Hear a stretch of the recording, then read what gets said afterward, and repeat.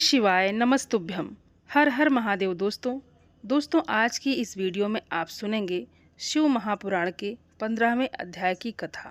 तो आइए भगवान भोलेनाथ और माता पार्वती का ध्यान करते हुए कथा को प्रारंभ करते हैं।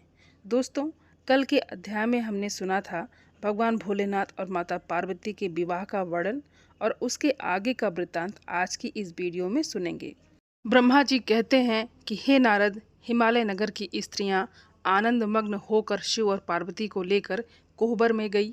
वहां उन सबने आदर पूर्वक वर वधू से लोकाचार का संपादन कराया। उस समय सब और परम आनंददायक महान उत्सव छा रहा था।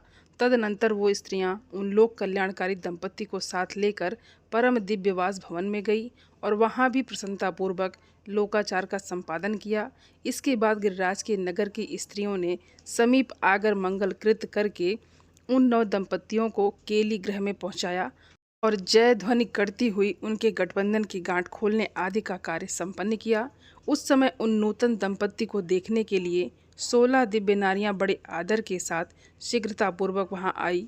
उनके नाम इस प्रकार हैं: सरस्वती, लक्ष्मी, सावित्री, गंगा, अदिति, शची, लोपा, मुद्रा, अरुंधति, अहिल्या, तुलसी, स्वाहा, रोहिणी, पृथ्वी, शतरूपा, संज्ञा तथा रति। ये देवांगना तथा मनोहर देव कन्या, नाग कन्या और मुनि कन्याएं भी वहां आ पहुंची। वहां जितनी स्त्रियां उपस्थित थी उन सबकी गणना करने में कौन समर्थ है। उनके दिए हुए रत्नम सिंहासन पर भगवान शिव प्रसन्नतापूर्वक बैठे। उस समय उन्होंने शिव से नाना प्रकार की विनोदपूर्ण बातें कही। तदनंतर प्रसन्नचित्त महेश्वर ने अपनी पत्नी के साथ मिष्ठान भोजन और आचमन करके कपूर डाला हुआ पान खाया। इस अवसर पर अनुकूल समय जान प्रसन्न हुई रति ने दीन वत्सल भगवान शंकर जी से कहा, भगवान पार्वती का पाणी ग्रहण करके आपने अत्यंत दुर्लभ सौभाग्य प्राप्त किया है। बताइए मेरे प्राणनाथ को, जो सर्वथा स्वार्थ रहित थे, आपने क्यों भस्म कर डाला। अब यहाँ मेरे पति को जीवित कीजिए और आपको और मुझको जो समान रूप से वियोग जनित संताप प्राप्त हुआ है उसे दूर कीजिए। महेश्वर, आपके इस विवाह उत्सव में सब लोग सुखी हुए हैं, केवल मैं ही अपने पति के बिना दुख में डूबी हुई हूँ।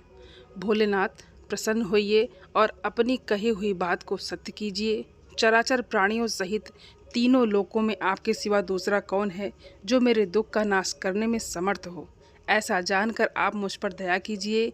दीनों पर दया करने वाले नाथ, सबको आनंद प्रदान करने वाले, अपने इस विवाह उत्सव में मुझे भी उत्सव संपन्न बनाइए।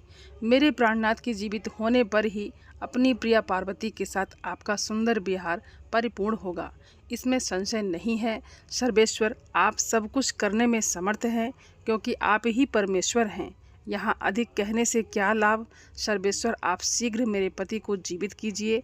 ऐसा कहकर रति ने गांठ में बंधा हुआ कामदेव के शरीर का भस्म शंभु को दे दिया और उनके सामने हाँ नाथ कहकर रोने लगी।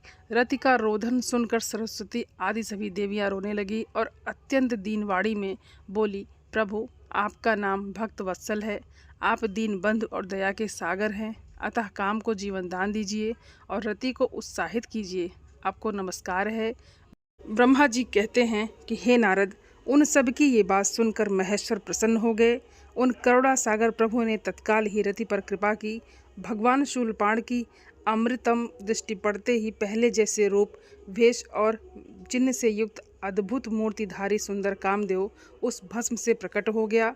अपने पति को वैसे ही रूप, आकृति, मंद मुस्कान और धनुष बाण से युक्त देखकर रति ने महेश्वर को प्रणाम किया। वो कृतार्थ हो गई।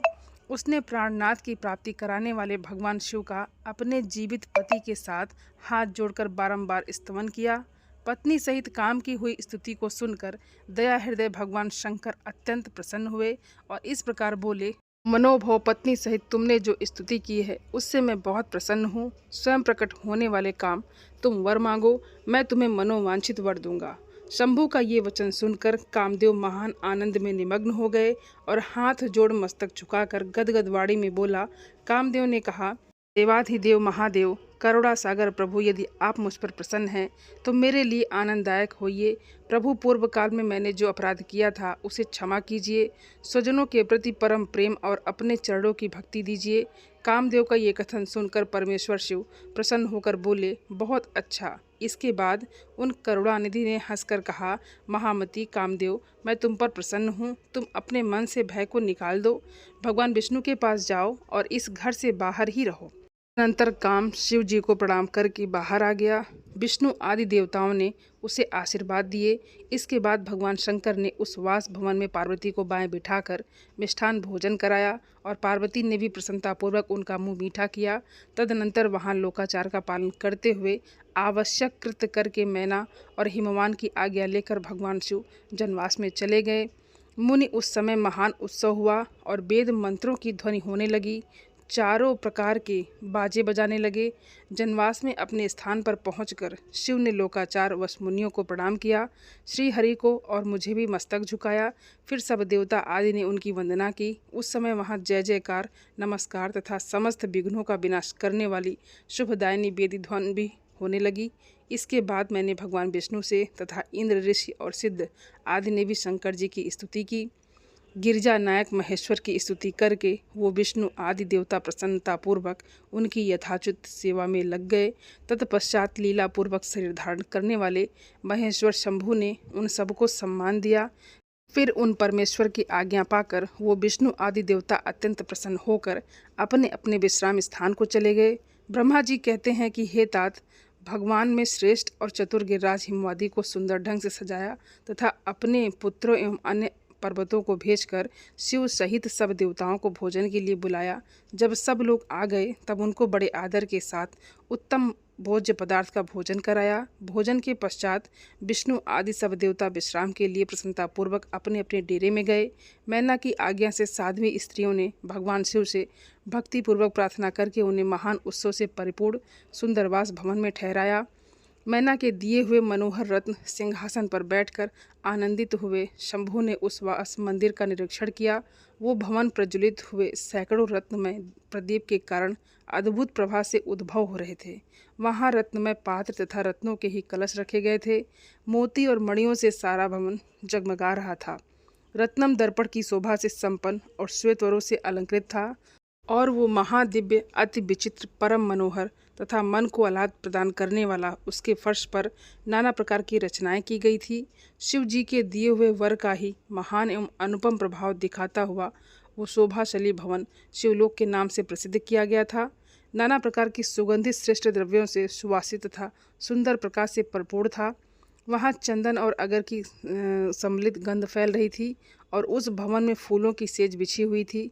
विश्वकर्मा का बनाया हुआ वो भवन नाना प्रकार के विचित्र चित्रों से सुसज्जित था। उसमें विश्वकर्मा द्वारा निर्मित कृत्रिम बैकुंठ, ब्रह्मलोक, कैलाश, इंद्र भवन तथा शिवलोक आदि दिख रहे थे। ऐसे आश्चर्यजनक शोभा से संपन्न उस वास भवन को देखकर गिरिराज हिमालय की प्रशंसा करते हुए भगवान महेश बहुत संतुष्ट हुए। इधर हिमालय ने बड़ी प्रसन्नता से अपने समस्त भाई बंधुओं एवं दूसरे लोगों को भी भोजन कराया और जो कार्य शेष रह गए थे उन्हें भी पूर्ण किया।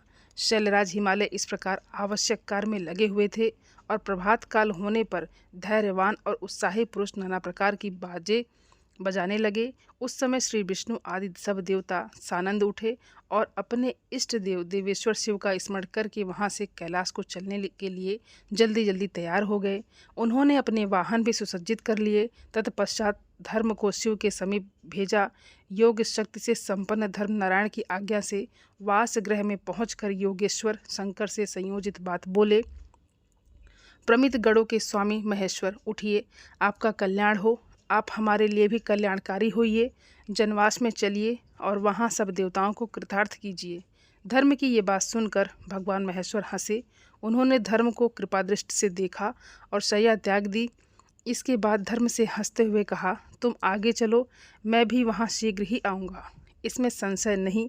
भगवान शिव के ऐसा कहने पर धर्म जनवास में गए। तत्पश्चात शंभु भी स्वयं वहाँ जाने को उद्यत हुए। ये जानकर महान उत्सव मनाती हुई स्त्रियां वहाँ आई और भगवान शंभु के युगल चरणार बिंदों का दर्शन करती हुई मंगल गान करने लगी। तदनंतर लोकाचार का पालन करते हुए शंभु प्रातःकालिक कृत्य करके मैना और हिमालय की आज्ञा लेकर जनवास को गए। मुने, उस समय बड़ा भारी उत्सव हुआ। वेद मंत्रों की ध्वनि होने लगी और चारों प्रकार के बाजे बजने लगे। अपने स्थान पर आकर शंभु ने लोकाचारवश मुनियों को, विष्णु को और मुझको प्रणाम किया। फिर देवता आदि ने उनकी वंदना की। उस समय जय जयकार, नमस्कार तथा वेद मंत्र उच्चारण की मंगल ध्वनि होने लगी। इससे सब तरफ कोलाहल छा गया। ब्रह्मा जी कहते हैं कि तदनंतर विष्णु आदि देवता तथा ऋषि कैलाश लौटने का विचार करने लगे। तब हिमालय ने जनवास में आकर सबको भोजन के लिए निमंत्रित किया। तत्पश्चात देवेश्वर शिव को आमंत्रित करके हिमालय अपने घर को गए। नाना प्रकार के विधान से भोजन उत्सव की तैयारी करने लगे। उन्होंने प्रसन्नता और उत्कंठा के साथ भोजन के लिए परिवार सहित भगवान शिव को यथोचित रीत से अपने घर बुलाया।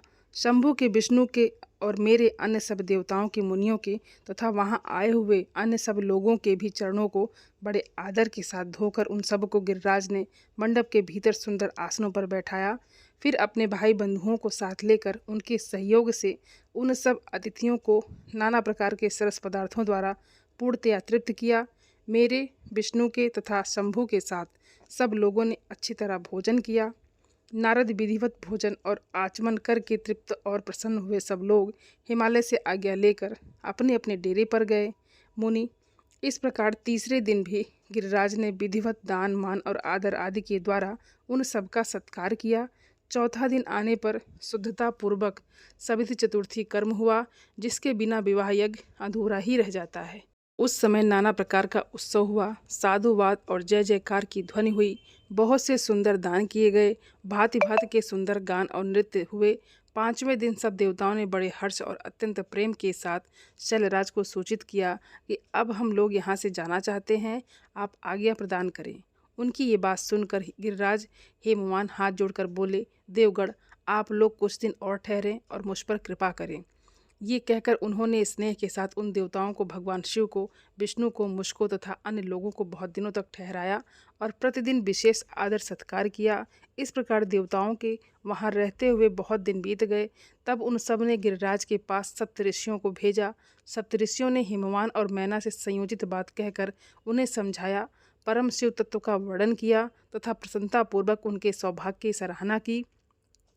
हे मुने, उनके समझाने से गिरिराज ने बारात को विदा करना स्वीकार कर लिया। तत्पश्चात भगवान शंभु यात्रा के लिए उद्यत होकर देवता आदि के साथ शैलराज के पास आए। देवेश्वर शिव देवताओं सहित कैलाश की यात्रा के लिए जब उद्यत हुए, उस समय मैना उच्च स्वर से रोने लगी और उन कृपा निधान से बोली।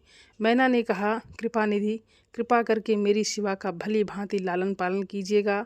आप आशुतोष हैं, पार्वती के सहस्त्र अपराधों को भी क्षमा कीजिएगा। मेरी बच्ची जन्म जन्म में आपके चढ़ार बिंदु की भक्त रही है। उसे सोते और जागते समय भी अपने स्वामी महादेव की सिवा दूसरी किसी वस्तु की शुद्ध नहीं रहती। हे मृत्युंजय, आपके प्रति भक्ति भाव की बातें सुनते ही ये हर्ष के आंसू बहाती हुई पुलकित हो उठती है और आपकी निंदा सुनकर ऐसा मौन साध लेती है मानो मर ही गई हो। ब्रह्मा जी कहते हैं कि हे नारद, ऐसा कहकर मेनका ने अपनी बेटी शिव को सौंप दी और उन दोनों के सामने ही उच्च स्वर से रोती हुई वो मूर्छित हो गई।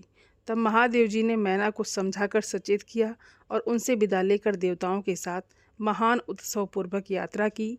वो सब देवता अपने स्वामी शिव तथा सेवक गणों के साथ चुपचाप कैलाश पर्वत की ओर प्रस्थान किए। वो मन ही मन शिवा का चिंतन कर रहे थे। हिमाचल पुरी के बाहर बगीचे में आकर शिव सहित सब देवता हर्ष और उत्साह के साथ ठहर गए और शिवा के आगमन की प्रतीक्षा करने लगे। हे मुनीश्वर, इस प्रकार देवताओं सहित शिव की श्रेष्ठ यात्रा का वर्णन किया गया।